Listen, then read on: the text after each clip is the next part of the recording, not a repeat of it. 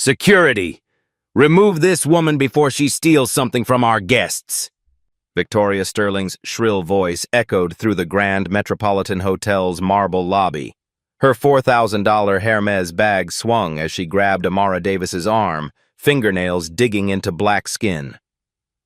"I don't care what fake invitation you printed at Kinko's," Victoria hissed, loud enough for the entire crowd to hear.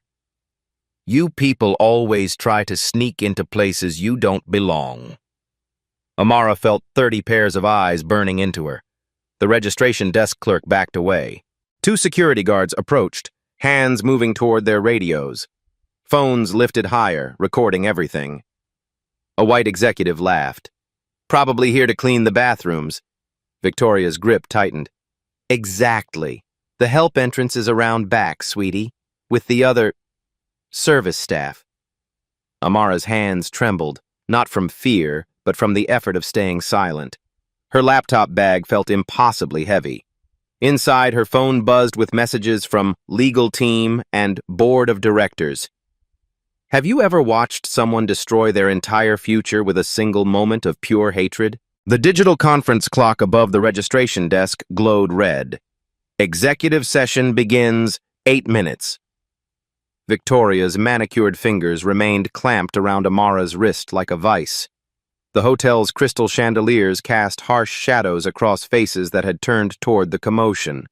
Some curious, others uncomfortable, many already filming. "Ma'am, please let go of me," Amara said quietly, her voice steady despite the tremor in her chest. Victoria's laugh was sharp as breaking glass. "Or what? You'll call your lawyer?" She turned to the growing crowd of executives. "Ladies and gentlemen, this is exactly why we need better security at these events." The hotel manager, a thin man in his 50s named Robert Caldwell, emerged from behind the concierge desk. His eyes immediately assessed the situation. Expensive white woman versus modestly dressed black woman, and his allegiance crystallized instantly. "Is there a problem here, Mrs. Sterling?" His voice carried the practiced deference reserved for VIP guests. "This woman is trying to crash our private breakfast meeting," Victoria announced, finally releasing Amara's arm but stepping closer, crowding her space. "She has some obviously fake invitation and refuses to leave. Conference begins 7 minutes." Amara reached into her portfolio, slowly, deliberately, and withdrew the embossed invitation. The paper was thick, expensive cardstock with gold foil lettering. She handed it to Caldwell without a word. He barely glanced at it. "Ma'am, I'm going to have to ask you to wait in the lobby while we verify this." "Verify what?" The voice came from Dr. Patricia Wong, a tech CEO who'd been watching from near the elevators. She approached with confident steps, her own invitation in hand. "The invitations are standardized. Same printer, same format." Victoria whirled around. "Patricia, don't be naive. Anyone can print something that looks official." "Really?" Dr. Wong held up both invitations side by side.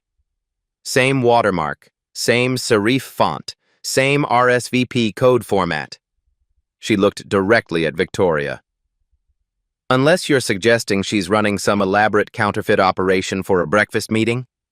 A few executives shifted uncomfortably. Phones continued recording. Somewhere in the crowd, a woman whispered to her companion, "This is getting ugly." Conference begins. 6 minutes. Victoria's cheeks flushed pink beneath her foundation. "Look, I'm just trying to protect the integrity of our event. We can't have random people." "Random people?" Dr. Wong's eyebrows arched. "You mean black people?" The lobby went silent except for the tick of expensive watches and the distant hum of elevators. Even the hotel staff had stopped moving. Victoria's mouth opened and closed like a fish gasping for air.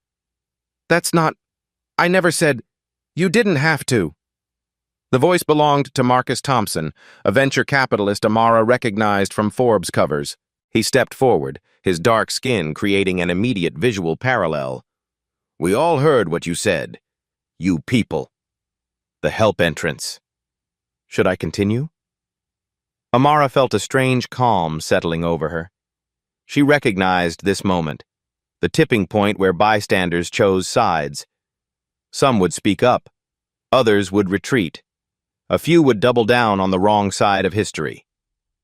Victoria chose the latter. "Fine," she snapped, pulling out her phone. "Since no one else will handle this properly, I'll call the police myself. Trespassing is trespassing." The words hit the room like a thunderclap. Several executives stepped back instinctively. Dr. Wong shook her head in disgust. Marcus Thompson pulled out his own phone and began recording. "Ma'am, please don't do anything hasty," Caldwell said, though his tone suggested he was more worried about publicity than justice. Victoria was already dialing. "Yes, I need police at the Grand Metropolitan Hotel. We have a situation with an unauthorized person trying to gain access to a private corporate event." Amara's phone buzzed against her hip. She glanced down at the screen. "Incoming, Sarah Kim, Chief Legal Counsel." Another buzz. "Incoming, James Rodriguez, Head of Security." Then another. "Incoming, TechFlow Board Emergency Line." She let them all go to voicemail. Instead, she opened her notes app and began typing. Every word Victoria had spoken, every action, every witness. The hotel manager's immediate bias, the exact timestamps. Her corporate legal training had taught her that documentation was everything. Around her, the drama continued to unfold. Victoria paced while waiting for police, her voice carrying across the marble expanse as she provided a description that somehow made Amara sound both threatening and pathetic. "Yes, she's about 5'6", black female, probably late 20s, wearing cheap clothing, carrying some kind of briefcase or bag. No, I don't think she's armed, but you never know with these people." These people. Again. Dr. Wong was now openly arguing with Victoria, their voices rising. Marcus Thompson had positioned himself protectively near Amara, his camera still rolling. A small crowd of supporters was forming. Not a majority, but enough to make Victoria's isolation increasingly obvious. Yet 3 other executives had moved to stand behind Victoria. Silent supporters who hadn't spoken, but whose body language screamed agreement. Their phones were out too, not recording the confrontation, but apparently texting each other and outside contacts. Amara caught fragments of their whispered conversations. "These diversity initiatives have gone too far. Probably some affirmative action hire trying to network above her level. Good for Victoria for having the courage to say what we're all thinking." The elevator dinged. 2 police officers emerged, one white, one Latino, both looking like they'd rather be anywhere else. The white officer, whose nameplate read Martinez, surveyed the scene with tired eyes. "Someone called about a trespassing situation?" Victoria rushed forward, her designer heels clicking against marble. "Yes, officer. This woman is trying to gain unauthorized access to our private corporate event. She has a fake invitation and refuses to leave the premises." Officer Martinez looked at Amara, then at the crowd of executives in expensive suits, then back at Amara in her simple blazer. His expression suggested he'd seen this script before. "Ma'am," he said to Amara, "can I see some identification and your invitation to this event?" Amara nodded calmly and reached into her portfolio once again. But this time, as her fingers brushed against her business cards, she felt the slight raised texture of something else, something Victoria and the others hadn't seen yet. Her VIP access badge, the one that identified her not as an attendee, but as something far more significant. She handed Officer Martinez her driver's license and the invitation, but kept the badge hidden for now. Timing was everything in situations like this. "Everything appears to be in order," Martinez said after examining both documents. He looked at Victoria. "Ma'am, this is a valid invitation to your event. I don't see any grounds for trespassing charges." Victoria's face turned red. "That's impossible. Look at her. Does she look like she belongs at a C-suite executive breakfast?" The question hung in the air like smoke. Every person in that lobby knew exactly what she was asking, and every phone camera caught her asking it. Officer Martinez's jaw tightened. His partner, Officer Chen, stepped closer to Victoria. "Ma'am, what exactly do you mean by that?" And in that moment, with sirens wailing faintly in the distance and dozens of cameras recording, Amara Davis made a decision that would change everything. She pulled out her business card. The business card fell from Amara's fingers like a white flag of surrender, or perhaps a declaration of war. Victoria snatched it before Officer Martinez could react. Her eyes scanned the simple black text, and for a moment, her face went blank. Then confusion flickered across her features. "Amara Davis, Chief Executive Officer," she read aloud, then laughed. A sound like breaking crystal. "CEO of what? Your little Etsy shop? Your cleaning business?" The crowd pressed closer. Dr. Wong stepped forward to read over Victoria's shoulder, and her expression changed completely. Marcus Thompson moved to get a better view, his camera still rolling.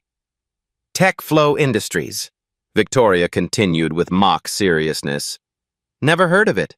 Probably some tiny startup in someone's garage." She held the card up like evidence in a trial. "Officer, this just proves my point. She's clearly delusional if she thinks—" "Ma'am." Officer Martinez's voice cut through her monologue. "May I see that card?" Victoria handed it over reluctantly. Martinez examined it carefully. The raised lettering, the heavy cardstock, the subtle holographic security strip along the bottom edge. His partner, Officer Chen, looked over his shoulder. "This is high-quality printing," Chen observed quietly. "Corporate grade." "So?" Victoria's voice rose an octave. "Anyone can order fancy business cards online." But something had shifted in the room's energy. Dr. Wong was staring at Amara with new recognition dawning in her eyes. Marcus Thompson had lowered his phone slightly, his mouth forming a small O of surprise. "Tech Flow Industries," Dr. Wong said slowly, as if testing the words.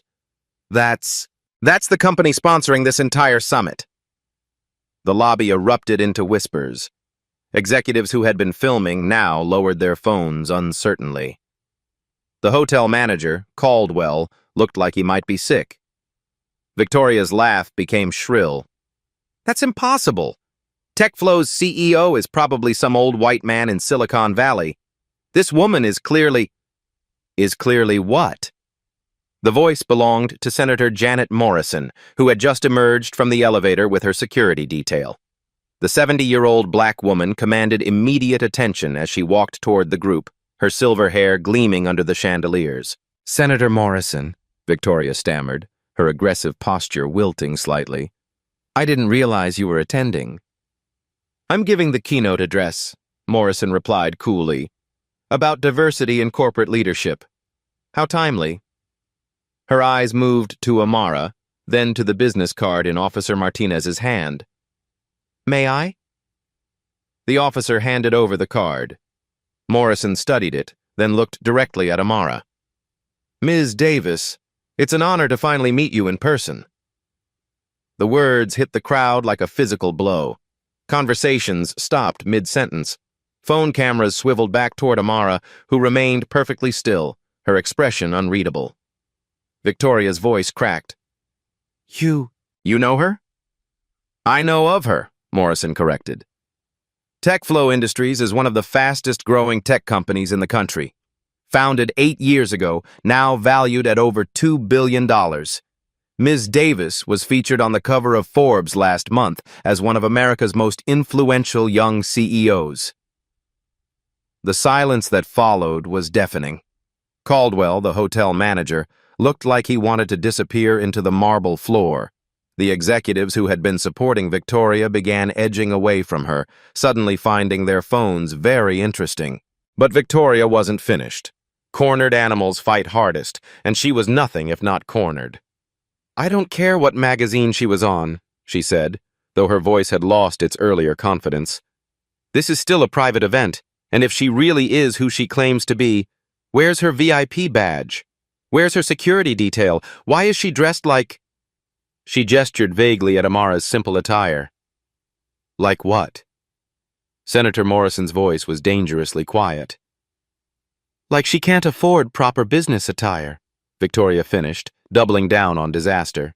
The crowd's collective intake of breath was audible. Even her supporters had now completely distanced themselves from her, leaving Victoria standing alone in the center of the lobby like a defendant without counsel. Dr. Wong stepped forward. "Victoria, you need to stop talking, right now." But Victoria had passed the point of rational thinking. Her face was flushed, her hands shaking slightly, and her voice carried the desperate edge of someone watching their world crumble in real time. "No. I've been coming to these events for 15 years. I know who belongs here and who doesn't. I don't care what business card she has or what magazine supposedly featured her. Look at her.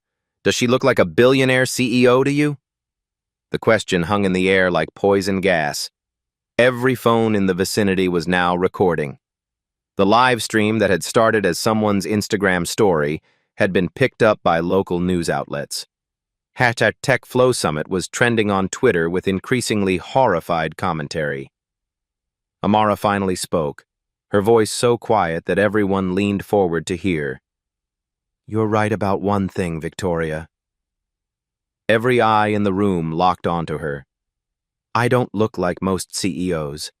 I'm too young, too black, too female, and definitely too underdressed for your standards."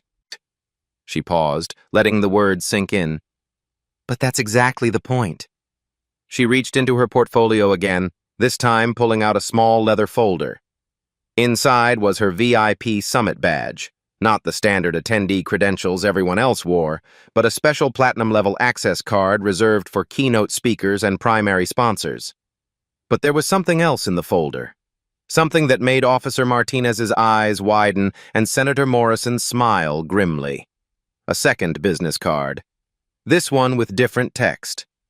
Amara Davis, majority shareholder, Sterling Marketing Group. Victoria's company, the marketing firm that had organized this entire event. The company that Victoria had worked at for 12 years, clawing her way up to VP of Client Relations through aggressive networking and strategic cruelty. The company that Amara had quietly purchased 3 weeks ago through a shell corporation, planning to announce the acquisition at today's summit. Dr. Wong saw the card first. Her sharp intake of breath drew others to look over her shoulder. Marcus Thompson's camera caught the moment of recognition as it rippled through the crowd. Victoria remained oblivious, still ranting about proper protocols and security measures, her voice echoing off the marble walls as her professional life disintegrated around her. "And furthermore, I think we need to have a serious discussion about how these invitations are distributed in the future, because clearly the screening process is inadequate if just anyone can—" "Victoria," Senator Morrison's voice cut through the monologue like a blade. "Do you know who signs your paychecks?" The question stopped Victoria mid-sentence. She looked around this crowd, confusion replacing anger on her face. What? "I work for Sterling Marketing. Richard Sterling signs my—" "Richard Sterling sold the company 3 weeks ago," Morrison said gently, as if delivering news of a death in the family, "to a private equity firm, which was acting on behalf of—" She gestured toward Amara.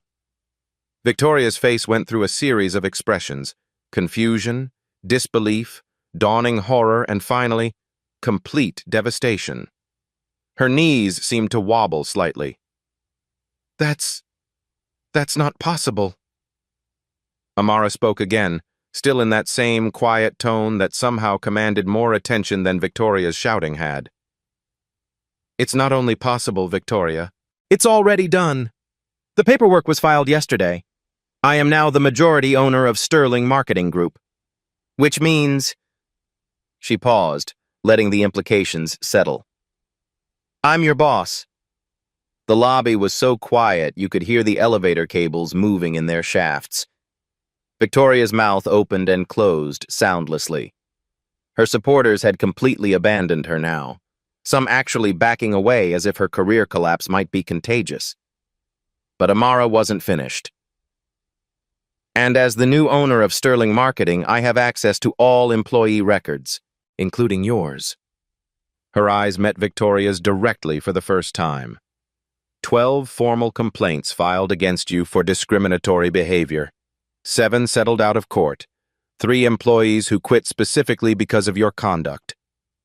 Each word hit like a hammer blow. Victoria's face had gone from flushed to ashen. So when you ask if I belong here, Amara continued, the answer is yes. I belong here because I own here. I own this event, I own the company that organized it, and as of yesterday, I own the company that employs you. The implications crashed over Victoria like a tsunami. Her career, her reputation, her future, all of it balanced on the edge of a knife held by the woman she had just publicly humiliated. Officer Martinez cleared his throat. Ma'am, are you filing any charges? All eyes turned to Amara. In her hands, she held the power to destroy Victoria completely. One word from her, and Victoria would face assault charges, public disgrace, and professional ruin. The crowd held its breath. The silence stretched like a taut wire, ready to snap. Victoria's breathing was audible in the marble lobby, quick and shallow, like a trapped animal. Sweat beaded along her hairline despite the hotel's perfect climate control. Amara studied Victoria's face with the detached curiosity of a scientist observing a specimen. The power dynamic had shifted so completely that even the air felt different, thinner, more electric. Charges? Amara repeated softly, as if the word was foreign to her. Officer Martinez, what would be the typical charges for someone who physically grabbed another person without consent, made racially discriminatory statements in public, and filed a false police report? Martinez consulted his notepad. Assault, harassment, potentially a civil rights violation, and filing a false report. The last one's a misdemeanor, but the others... He shrugged meaningfully. Victoria's legs finally gave out. She sank into one of the lobby's leather chairs, her designer purse sliding off her shoulder and hitting the floor with a sound like a gunshot. The contents scattered. Lipstick, credit cards, her own business cards fanning across the marble like fallen leaves. Please, she whispered. I made a mistake. I didn't know who you were. No. Amara's voice carried a weight that seemed to press down on everyone present. You knew exactly who I was. A black woman. That was enough for you to decide I didn't belong here. Dr. Wong stepped closer, her expression torn between fascination and horror. Amara, how long have you owned Sterling Marketing? 3 weeks, 2 days, and approximately... Amara checked her watch. Not the Patek Philippe she'd mentioned earlier, but a simple Apple Watch that somehow looked more intimidating than any luxury timepiece. 4 hours. But the acquisition wasn't announced, Marcus Thompson said, finally lowering his phone. His journalist instincts were kicking in. There was no press release, no SEC filing that mentioned your name directly. Amara smiled for the first time since entering the hotel. It wasn't a pleasant expression. Shell companies are wonderful things. Pacific Holdings purchased Sterling Marketing for $47.3 million cash. Pacific Holdings is owned by Meridian Capital. Meridian Capital is owned by Davis Enterprises. Davis Enterprises is my family's investment firm founded by my grandmother in 1963. She pulled out her phone and opened her notes app, reading directly from the screen. We also own Caldwell Hotel Management, the company that manages this building.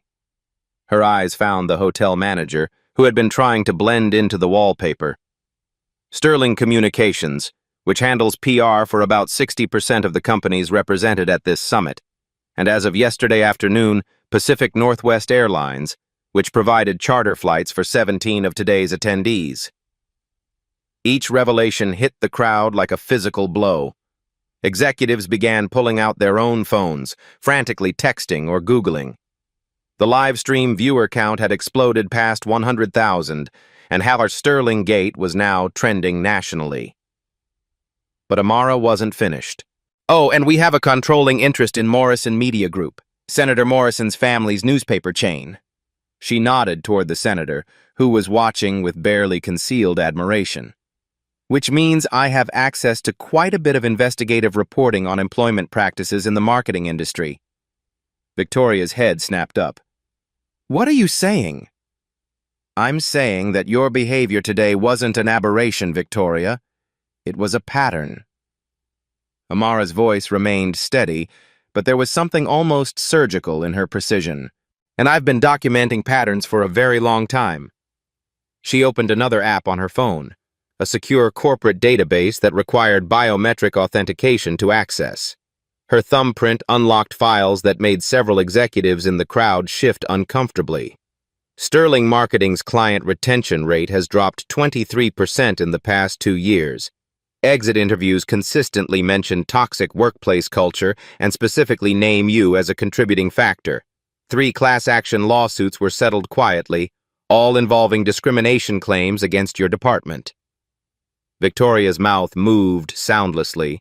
Around the lobby, other Sterling Marketing employees, she hadn't even noticed them in the crowd, began edging toward the exits.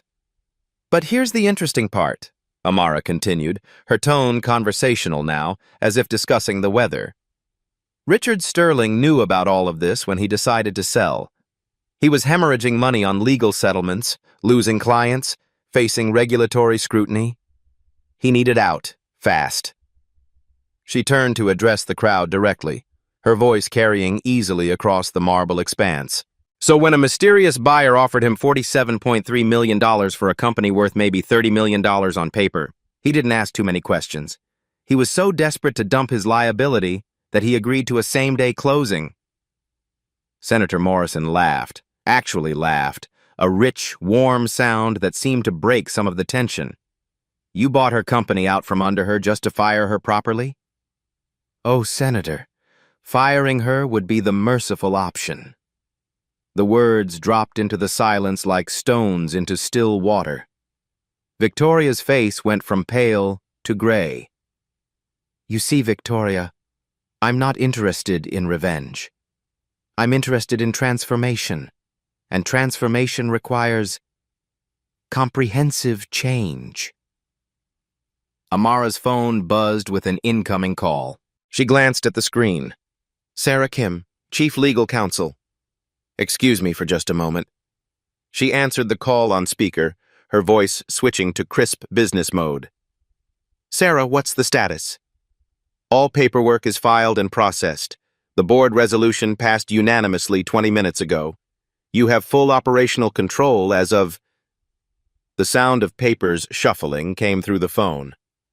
Now. Excellent. And the other matters we discussed? HR has prepared the termination documents.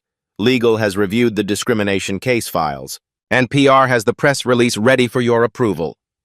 Victoria's remaining color drained completely. Press release? Amara ended the call and looked directly at Victoria. Sterling Marketing Group is announcing a complete restructuring today. New management, new policies, new culture. Zero tolerance for discriminatory behavior with independent oversight and regular audits. She pulled up another document on her phone. We're also announcing the creation of the Sterling Equity Fund, a $10 million initiative to support minority-owned businesses in the marketing sector, funded entirely by, let's call them, efficiency savings from our restructuring process. The crowd began to understand. This wasn't just about firing Victoria. This was about dismantling an entire system of discrimination and rebuilding it from the ground up. Dr. Wong stepped forward. The legal settlements alone would have cost more than $10 million if they'd gone to trial. Exactly. By cutting our losses strategically, we can redirect those resources toward positive change. Amara's smile was sharper now. It's amazing how much money you can find for good causes when you stop spending it on bad behavior. Victoria tried to stand, swayed, and sank back into the chair. You can't do this. I have rights. I have a contract. You had a contract, Amara corrected gently. With Sterling Marketing Group under Richard Sterling's ownership. New ownership, new terms. Your contract had a morality clause, standard in all executive agreements. Today's behavior constitutes a clear violation. She gestured to the phones still recording around the room. We have video evidence of you physically assaulting me, making racially discriminatory statements, and filing false police reports. Any employment lawyers in the country would consider this grounds for immediate termination with cause. Officer Martinez cleared his throat. Ma'am, speaking of those charges... Amara considered for a long moment. The entire lobby waited for her decision. Victoria sat slumped in the chair like a marionette with cut strings. Officer, I appreciate your thoroughness, but I think the situation has resolved itself. Sometimes the most effective justice happens outside the courtroom. Martinez nodded and closed his notepad. If you change your mind, we have everything documented. As the police officers departed, Amara turned back to Victoria. But her expression had changed. The surgical coldness was gone, replaced by something that might have been pity. Victoria, 12 years ago, you started at Sterling Marketing as an ambitious young woman trying to succeed in a difficult industry. I understand that. I respect that. But somewhere along the way, you decided that success meant keeping other people down instead of lifting yourself up. Victoria looked up for the first time since collapsing into the chair. I worked so hard. I sacrificed everything for this job. I know you did. And that's the real tragedy here. Amara's voice was gentler now, though still carrying absolute authority. You're not a bad person, Victoria. You're a hurt person who learned to hurt others. But that pattern stops today. She pulled out a manila envelope from her portfolio, something else she'd been carrying all along. This is a severance package, 6 months' salary, full benefits, and a reference letter that focuses on your technical skills rather than your interpersonal challenges. It also includes information about executive coaching programs and diversity training courses that we're willing to pay for. Victoria stared at the envelope as if it might explode. There's one condition, Amara continued. A public apology. Not to me. I don't need your apology. To every person you've discriminated against, harassed, or hurt during your time at Sterling Marketing, and a commitment to doing better. The silence that followed was different from the earlier tension. It felt expectant, as if the room was holding its breath, waiting to see if redemption was possible. Victoria's hands shook as she reached for the envelope. Why are you doing this? After everything I said... Because this isn't about you, Victoria. It's about all the other Victorias out there who think discrimination is acceptable. It's about creating a world where black women don't have to buy entire companies just to be treated with basic respect. Amara looked around the lobby, making eye contact with the executives who had been watching, filming, judging. And it's about showing everyone here that power, real power, isn't about keeping people out. It's about opening doors so wide that no one can ever close them again. The applause started slowly, just Senator Morrison clapping deliberately, each clap echoing off the marble walls. Then Dr. Wong joined in. Then Marcus Thompson. Soon the entire lobby was applauding and the sound was thunderous. Victoria clutched the envelope and began to cry.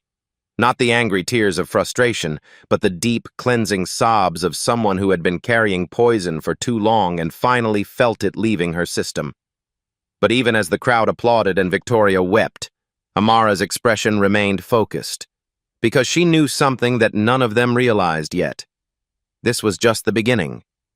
The executive conference room on the hotel's 42nd floor offered a panoramic view of the city skyline, but no one was looking at the scenery. Floor-to-ceiling windows framed a mahogany table that could seat 30, though only 18 executives had made it upstairs after the lobby confrontation. Victoria sat at the far end of the table, isolated like a defendant awaiting sentencing. Her earlier bravado had evaporated completely, leaving behind a hollow-eyed woman clutching tissues and the severance envelope she hadn't yet opened. Amara stood at the head of the table, a sleek laptop open before her. The wall-mounted screen displayed the TechFlow Industries logo, a simple, elegant design that somehow commanded more respect than the gaudy corporate emblems scattered around the table. "Ladies and gentlemen," she began, her voice carrying easily through the room's acoustic perfection. "Thank you for staying. I know this morning has been illuminating. Nervous chuckles rippled around the table. Dr. Wong sat closest to Amara, having clearly chosen her allegiance. Senator Morrison occupied a seat of honor near the windows, her silver hair catching the morning light like a crown. Marcus Thompson had positioned himself strategically to capture both Amara and the reactions of the other executives. His phone lay flat on the table, still recording, though the live stream had been temporarily suspended at Amara's request. Before we begin the official summit, Amara continued, clicking to advance her presentation, I think it's important that we address what just happened downstairs. Not the incident itself, but what it represents. The screen filled with data, cold, hard numbers that made several executives shift uncomfortably in their leather chairs. Workplace discrimination costs American businesses $64 billion annually in lost productivity, legal settlements, and employee turnover. Click. Companies with diverse executive leadership show 33% higher profitability and 70% higher innovation metrics. Click. Yet, 73% of Fortune 500 companies have never had a black female CEO. Victoria's head remained bowed, but Amara noticed she was listening intently. These aren't just statistics. They're symptoms of a system that wastes human capital on an industrial scale. Amara's tone remained conversational, but her words carried the weight of indisputable fact. And that system is costing all of you money. She clicked again. The screen showed a network diagram connecting dozens of companies, Sterling Marketing at the center, with lines extending to clients, partners, and subsidiaries. This is why I didn't just buy Sterling Marketing. I bought the ecosystem. Her pointer traced the connections. 17 of your companies use Sterling for marketing. 23 use their PR services. 41 have partnerships or contracts that run through their network. The implications sank in slowly. Several executives began calculating their own exposure, pulling out phones to text their legal teams. Dr. Wong leaned forward. You're saying that discrimination at Sterling wasn't just Sterling's problem. Exactly. When Victoria discriminates against potential clients, partners, or employees, it creates ripple effects throughout the entire network. Lost opportunities, damaged relationships, legal liability that extends far beyond one company. Amara clicked to a financial breakdown that made the room go completely silent. In the past 3 years, companies in this network have paid out $127 million in discrimination settlements, not including legal fees, which add another $43 million, or lost contracts, which our analysts estimate at $200 million in unrealized revenue. The numbers hung in the air like toxic gas. Several executives were now frantically texting, their faces pale. That's $370 million in preventable losses, Amara continued relentlessly. Money that could have been invested in R&D, expansion, employee development, or shareholder returns. Instead, it went to lawyers and settlements and public relations cleanup. Senator Morrison spoke for the first time since they'd entered the room. What are you proposing? Amara smiled, not the sharp, predatory expression from downstairs, but something warmer and more collaborative. I'm proposing that we fix this, together, systematically, permanently. She clicked to a new slide. The TechFlow Equity Protocol. Starting today, every company in the Sterling network will implement standardized anti-discrimination policies with independent oversight. Not HR departments that report to executives who might have their own biases, but external auditing firms with no stake in covering up problems. Click. Real-time monitoring systems that track hiring patterns, promotion rates, and complaint resolution. AI-powered analysis that identifies discrimination before it becomes litigation. Click. Mandatory unconscious bias training for all leadership with annual certification requirements. Not the usual corporate theater, but intensive evidence-based programs with measurable outcomes. The room was completely silent now. These weren't suggestions, they were requirements, and everyone present knew it. The legal framework is already in place, Amara continued. Every contract renewal, every partnership agreement, every vendor relationship will include these requirements. Companies that don't comply simply won't be part of the network. A voice from the middle of the table, James Harrison, CEO of a mid-sized logistics firm, finally broke the silence. And if we refuse? Amara's expression didn't change, but the temperature in the room seemed to drop several degrees. That's your choice, James. Absolutely your choice. But I should mention that TechFlow Industries processed $847 million in payments through our financial services division last quarter.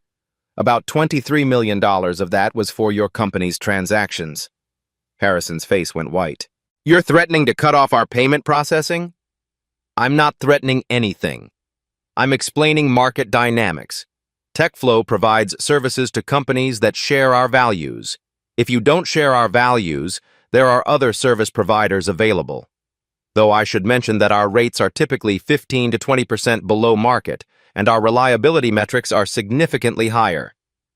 Dr. Wong had been studying the presentation intently. This isn't just about Sterling marketing, is it? You've been planning this for months. 2 years, Amara corrected.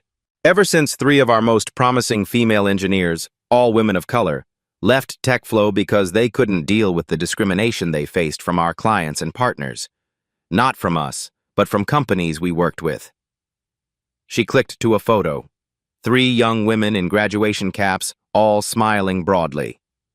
Maria Rodriguez, PhD in computer science from MIT, now working for a competitor because one of our clients made inappropriate comments about her accent during a presentation. Click.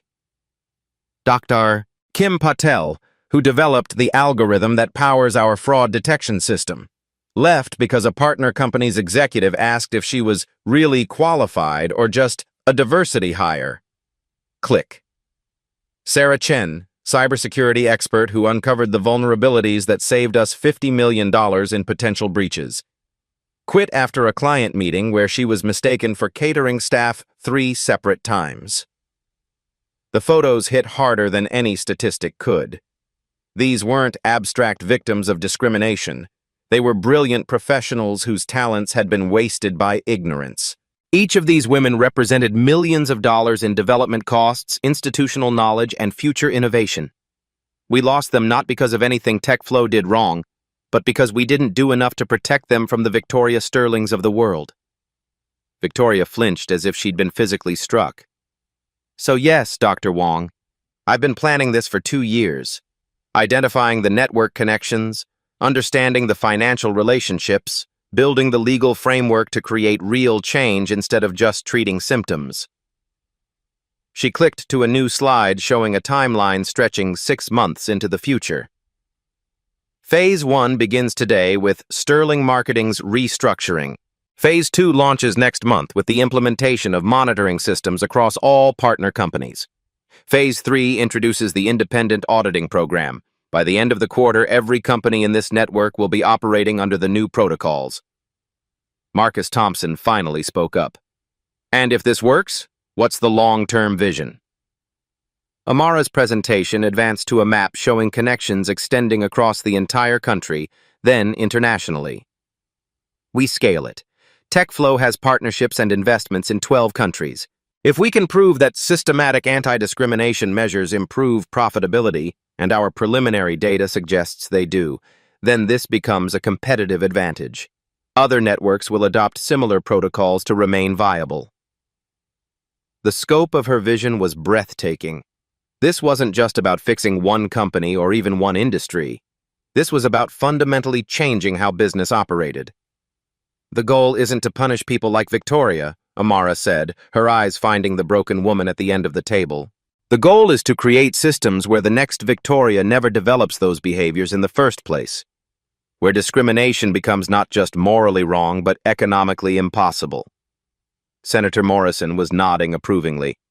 Market-based solutions to social problems. I like it. It's the only approach that scales, Amara replied. You can't legislate hearts and minds, but you can create economic incentives that make discrimination too expensive to maintain. She closed her laptop and looked around the table, making eye contact with each executive in turn. So, who's ready to build the future? The silence that followed wasn't uncomfortable this time. It was contemplative. Dozens of brilliant minds processing the implications, calculating the costs and benefits, imagining the possibilities. Dr. Wong was the first to speak. Wong Industries is in. Morrison Media Group supports this initiative, the senator added. One by one, voices around the table began expressing agreement. Not universal. 3 executives remained silent, clearly planning to exit the network rather than comply. But 18 companies representing billions in revenue had just agreed to fundamentally change how they operated. Victoria finally looked up from the severance envelope. Her voice was barely audible. "What about me?" All eyes turned to Amara, waiting for her response. Amara studied Victoria's tear-stained face for a long moment before responding. The conference room held its collective breath, 18 executives waiting to see how power would choose to express itself, through mercy or justice. "Victoria," Amara said finally, her voice softer than it had been all morning, "what do you think should happen to you?" The question caught everyone off guard. Victoria blinked rapidly, as if the concept of having a choice in her own fate was incomprehensible. I don't know. I deserve to be fired. I deserve everything that's happening to me." Her voice cracked. "I became someone I don't recognize, someone my own mother wouldn't be proud of." Amara walked around the table slowly, her footsteps muffled by the thick carpet. She stopped beside Victoria's chair, not looming over her, but positioning herself as an equal. 3 months ago, TechFlow hired a consultant named Dr. Rebecca Martinez to help us understand why we kept losing talented people. Her research found something interesting. She pulled out her phone and opened a voice recording app. People who discriminate aren't born that way. They're shaped by environments that reward competitive behavior while providing no framework for inclusive success. Dr. Martinez called it survival discrimination, hurting others because you believe resources are scarce. Victoria looked up, confusion mixing with hope in her red-rimmed eyes. Sterling Marketing's culture rewarded you for being aggressive, territorial, and exclusive. For 12 years you climbed the ladder by keeping other people off it. The company made you into this version of yourself. Around the table, other executives began to shift uncomfortably.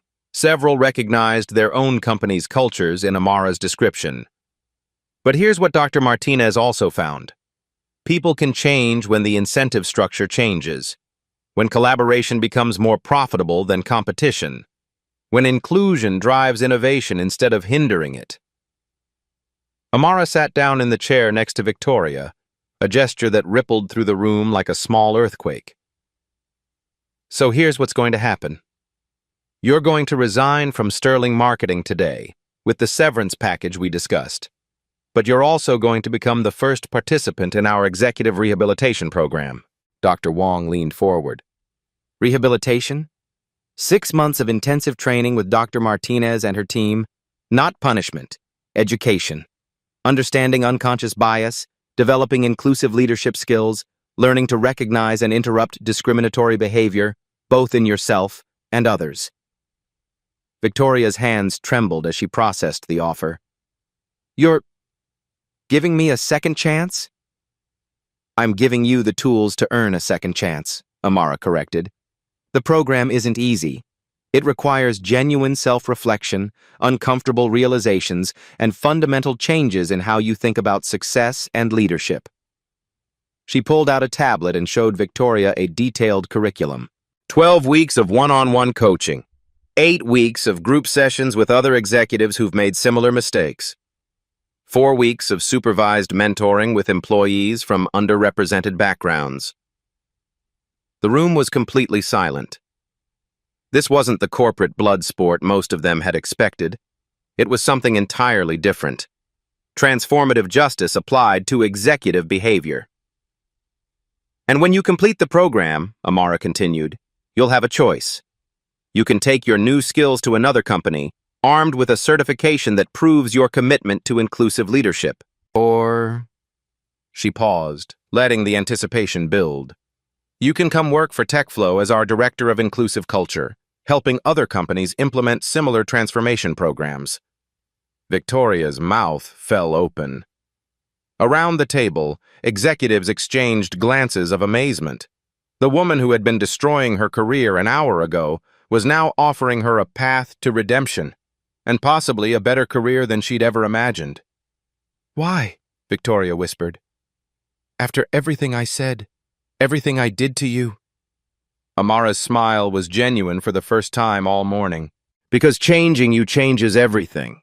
Every executive you influence, every policy you help create, every company culture you help transform, it multiplies the impact exponentially." She stood and addressed the entire room.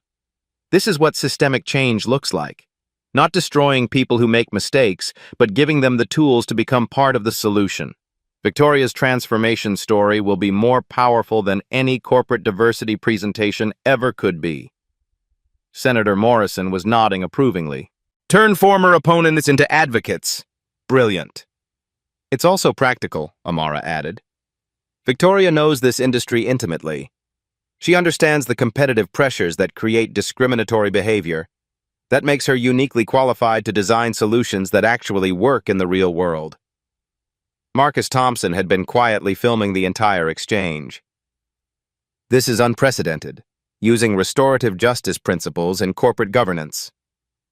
The old model of firing discriminators and hoping the next person is better doesn't work," Amara explained. "It just moves the problem around. This model addresses root causes." She turned back to Victoria, who was clutching the severance envelope like a lifeline. "So what do you say, Victoria? Are you ready to become the leader you always had the potential to be?" Victoria looked around the table, at faces that had watched her fall and were now witnessing something impossible. Her former peers were seeing redemption offered to someone who, by traditional standards, deserved none. "Yes," she said, her voice barely audible. Then, stronger. "Yes, I want to do better. I want to be better." The applause that followed was different from the thunderous ovation in the lobby. This was quieter, more thoughtful, the sound of people recognizing that they had just witnessed something transformative. But Amara wasn't finished. She had one more announcement that would cement everything they had accomplished. "There's one more thing," she said, returning to her laptop. "The Executive Rehabilitation Program isn't just for Victoria. It's going to be offered to every company in our network." She clicked to a new slide showing participation statistics from pilot programs. Early results show that executives who complete the program show 89% improvement in inclusive leadership metrics. Their teams report 45% higher job satisfaction and 67% lower turnover rates. The business case was overwhelming. This wasn't just about doing the right thing, it was about doing the profitable thing. Effective immediately, completion of this program becomes a requirement for all senior leadership positions within our network. Not as punishment, but as professional development, like getting an MBA, but for building inclusive, high-performing teams.